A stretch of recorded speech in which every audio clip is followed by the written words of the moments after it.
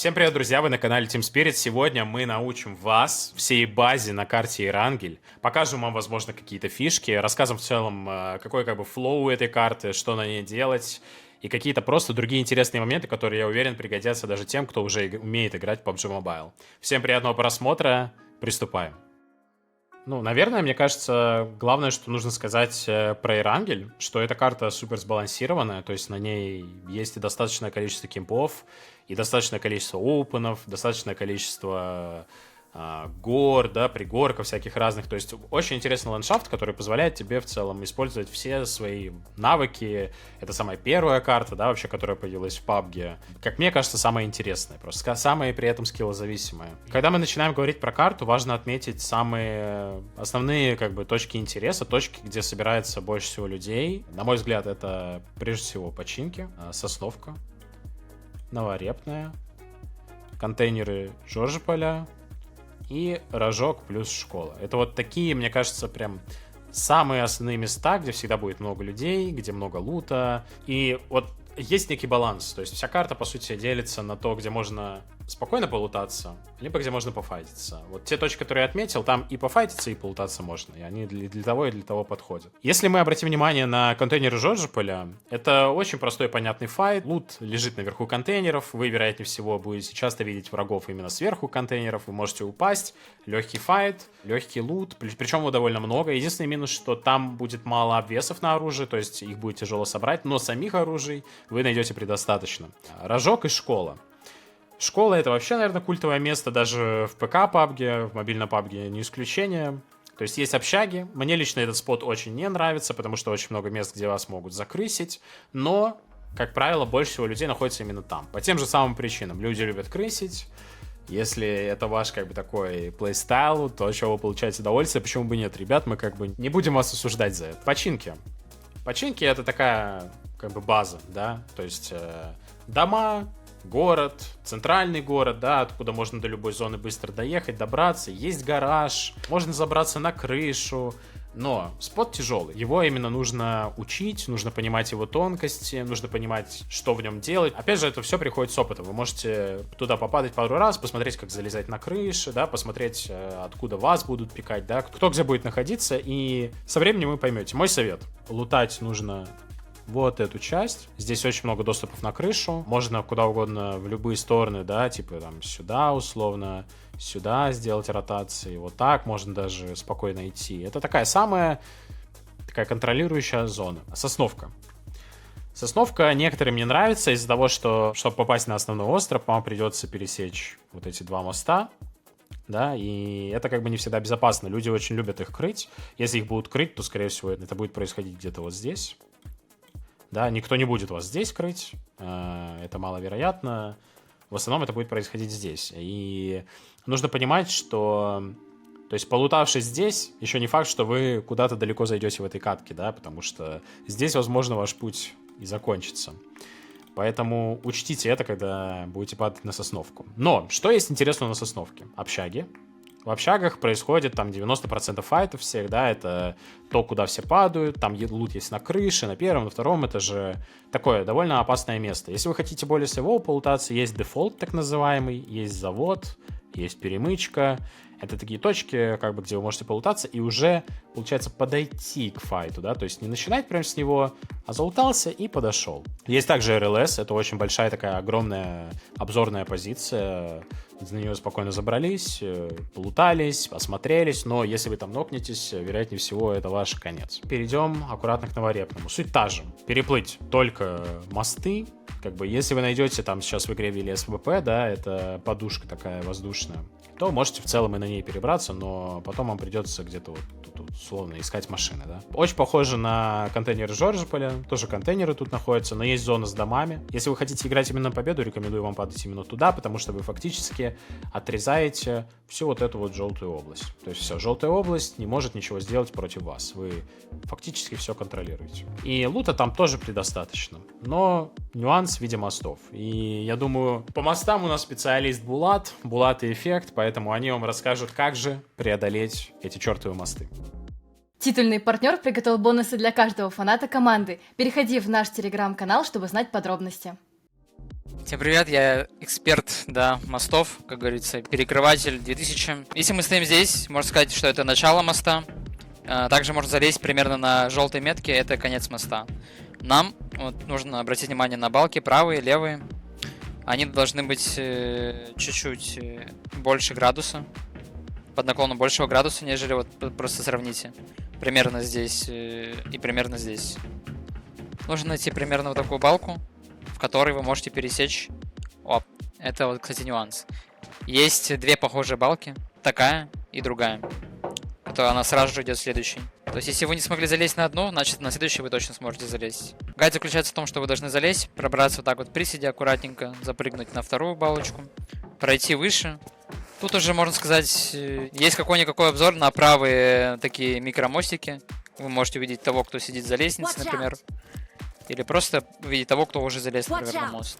Суть фишки заключается в том, что вы должны запрыгнуть на вот эту дальнейшую балку, подняться либо в этой стороне. Как я уже говорил, можно залезть с любой стороны, также вот отсюда. Следующая сложность заключается в том, ребят, чтобы запрыгнуть на самую высокую балку. Лайфхак я вам расскажу такой. Ставите фоф на максимум, уменьшаете скорость рывка и не залетаете.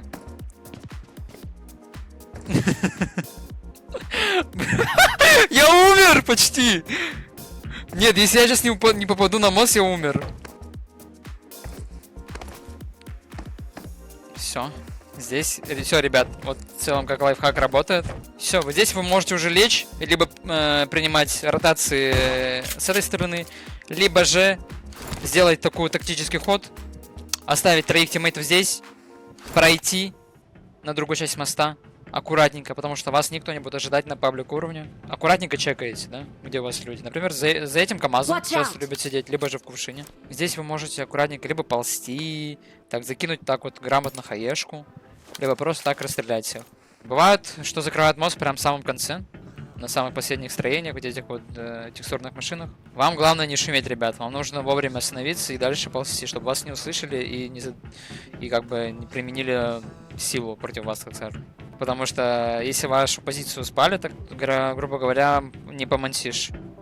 Вот, обычно любят сидеть здесь и вон там. Дальше вы уже сами выбираете либо хаешкой, либо просто ползете и сверху расстреливаете все. По моему мнению, лучше всего переезжать мост либо на самых ранних таймингах, как только зона прокнула, либо же самых последних, когда уже зона накрыла, так скажем, мост, возможно, даже ушла от моста глубже в сосновку.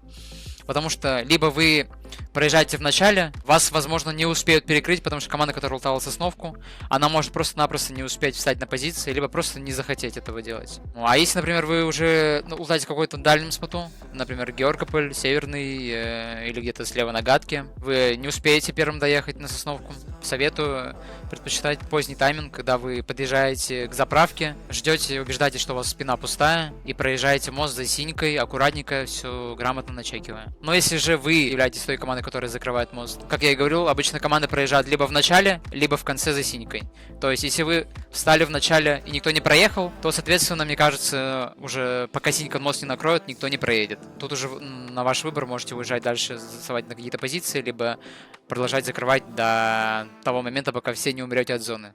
Хэппи-энд, как говорится. Хэппи-энд! Еще по поводу переезда по мосту, надо понимать, что если ты будешь это делать, тебе нужно взять много бинтов, то есть 30 это где-то оптимально, и бинты, важно, можно класть в багажник машины, то есть спокойненько лутаете себе много бинтов, кладете их в багажник машины, едете, юзаете бинты, забираете из багажника, короче, будет вам счастье. Ну, вообще, все, кто просто не хочет падать на споты под самолетом, где много будет людей, вероятнее всего, файтиться, тем более, если это низкие ранги.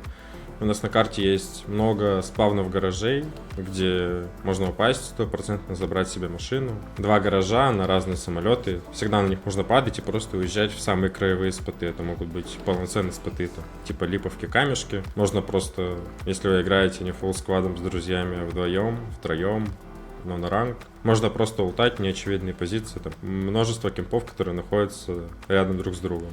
Это почти всегда будет сейвово. Вероятнее всего, по дороге вы найдете еще машину и сможете разъехаться. И так, вероятнее всего, вы просто не умрете в самом начале. Из минусов, что если вы будете лутать какой-нибудь крайний спот, допустим, липовку, и зона прокнет налево, то вам нужно будет набирать с собой побольше хилов и стараться их найти. Зона накроет, вы будете ехать, вам еще нужно понимать, будут ли перед вами люди или нет. Дальние зоны для вас не очень хорошие. Но в целом, для тех, кто играет на ранг, каждый раз уезжать в дальние споты, я думаю, это нормальный мув, который принесет точно плюс очки.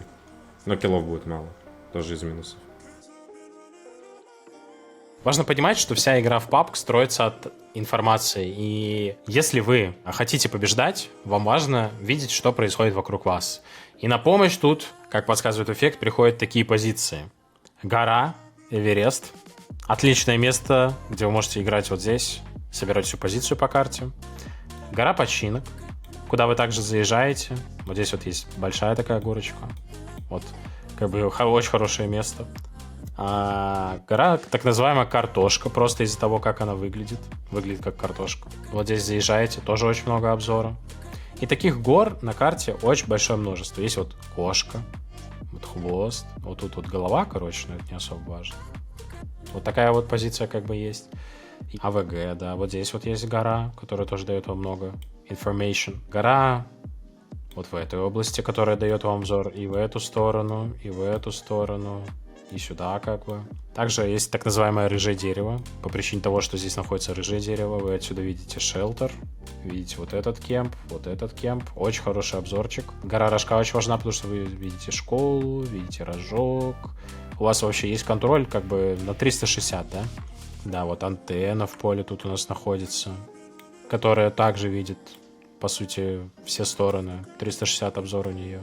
На Новорепном есть две такие точки интересные. Если вот вы, допустим, лутали Сосновку, ехали вот так вот с Сосновки в сторону Новорепной, чтобы чекать, у вас есть два варианта развития событий. Вы можете заехать вот сюда, вот здесь, да, как бы находиться, либо вот сюда. И вот с этих двух позиций вы видите все Новорепное. Это очень полезно. Если зона вдруг прокнула Сосновку, есть вот так называемая обсерватория на горе. Забравшись на нее, у вас тоже огромнейший обзор, и, вероятнее всего, вас никто там не запушит до самого конца игры. Это просто невозможно. Если вы контролируете, например, левый мост, да, вот этот, то у вас есть маяк, с одной стороны, с которого очень хороший обзор, также вас очень тяжело запушить, если там правильно стоять. И есть вот эти две горы, где вы также можете находиться, у вас обзор и на мост, и в другую сторону. Есть из таких ключевых, наверное, позиций еще так называемые трамплины, кемп, да, потому что он такой отвесный, вы фактически как на горе на нем сидите. Если же зона ушла куда-то вверх, есть ангар на горе, вот этот вот, у него очень хороший обзор, до него, так скажем, не докопаться. И знаменитые горы Тигзи, гора Тигзи, да, где Тигзи в свое время очень много играл. Обзор по двум мостам, также есть контроль, тяжело запушить. Это, наверное, такие будут самые основные точки, в которых вы сможете собрать много информации, плюс сама позиция ваша будет сильная, и вас будет тяжело зафайтить. Гора Кицуна, не побоюсь этого слова, топ-1 ТДМера на планете. Здесь Кицун сделал 14 киллов на официальном турнире PMCO, и тем самым поставил рекорд. Вот. Поэтому обязательно приезжайте на гору, просто впитать вот эту энергетику, ребят, знаете, вот проникнуться историей, как бы, PUBG Mobile, да. Очень важная гора, я там, на самом деле, люблю просто зависать, типа, с друзьями мы туда приезжаем, бывает. Если же зона, например, прокнул Сосновку, можете приехать еще вот на эти скалы, да. Вот они выглядят как яйца, или штаны, шорты. Так, да? Ну, сердце, да, сердце. Хорошее такое, вот, понял? Именно еще вот так вот. Ой, не в ту сторону перейди. Да-да-да, вот такая обзорная тоже позиция хорошая. Вам на первое время, поверьте, вот этого хватит. Вот здесь вот вы покатаетесь, вы поймете всю силу. Эти позиции нужно прочувствовать. Вы должны быть на них как хищник. То есть важно, опять же, да, понимать, что вы хищника, а не вы жертва.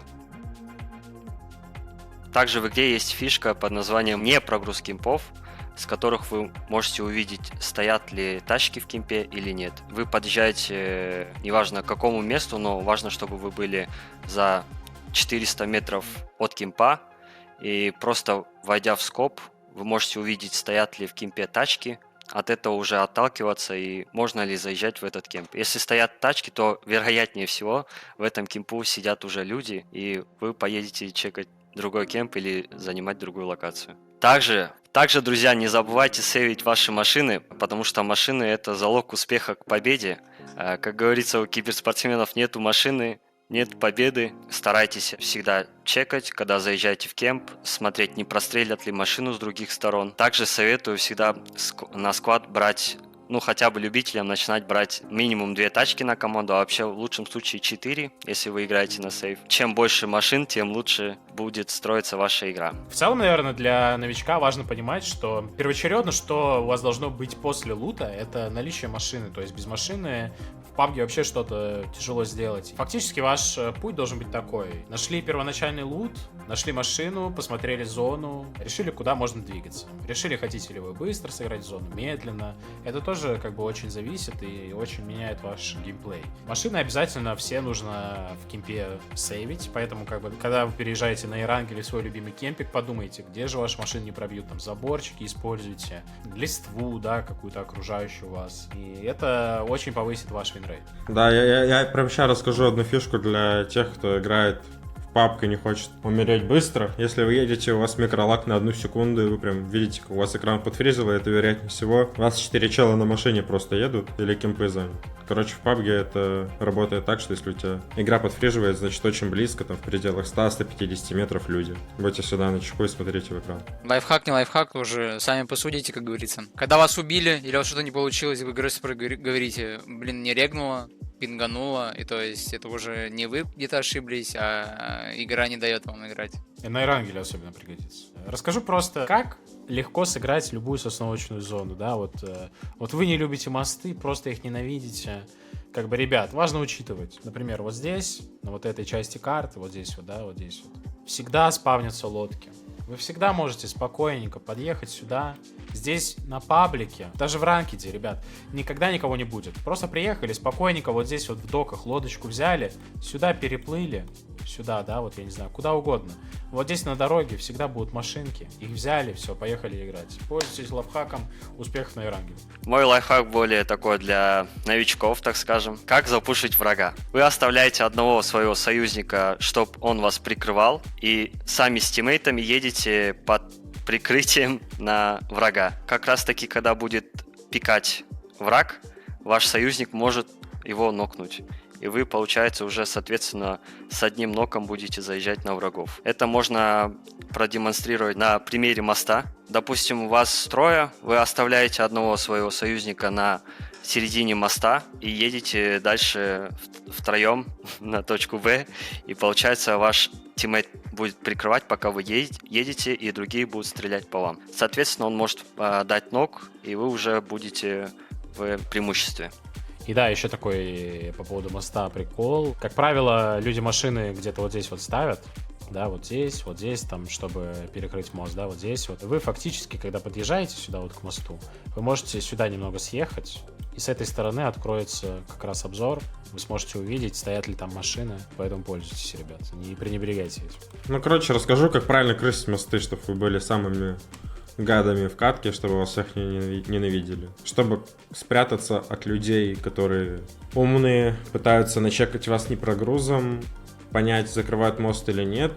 На вот этом мосту всегда... Все зависит от того, с какой стороны вы перекрываете. Если там зона условно была 60%, что прокнет сосновка примерно, 40%, что прокнет обратно наверх, и вы понимаете, что на сосновке много людей. Если вы с этой стороны играете, вот сюда просто машину на подъем ставите, эти машины никак почти не зачекать, только нужно уже прям чуть ли не на самом мосту быть. Вы сюда просто машины паркуете, сами подходите к мосту. Обязательно нужно не ложиться под всякими машинами, которые есть на мосту. Вот здесь они, там, текстурные машины.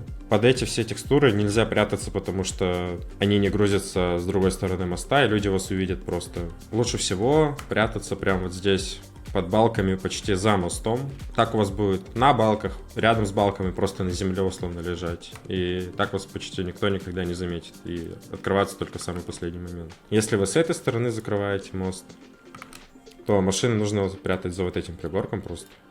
Тоже этот пригорок никак не начекать, и люди не будут знать. Ну и здесь в целом такая же ситуация, что можно сидеть рядом с мостами, лучше на балках, на вот этих лестницах всяких. Но самое главное, там, вовремя не спалиться. Тут еще есть второй вариант с Иван, он такой авантюрный, что можно под мостом за балки прятать машины. Если вы хотите там долго посидеть за зоной или боитесь, что там люди сзади на гору заедут и будут сами вас контролить, вы можете под мостом просто за балки машины поставить, потом спрыгнуть и спокойно уехать по берегу в любую сторону, если почувствуете опасность. Правый мост, не знаю, мне интересен. Если любите маму, играйте по левому мосту. Что ж, ребят, такими вот гайдами мы с вами поделились, как правильно отыгрывать, откуда, что чекать, что делать. Поэтому я надеюсь, это было для вас полезно. Поэтому подписывайтесь на канал, следите за новостями, роликами, поддерживайте и болейте за Team Spirit. Всем пока.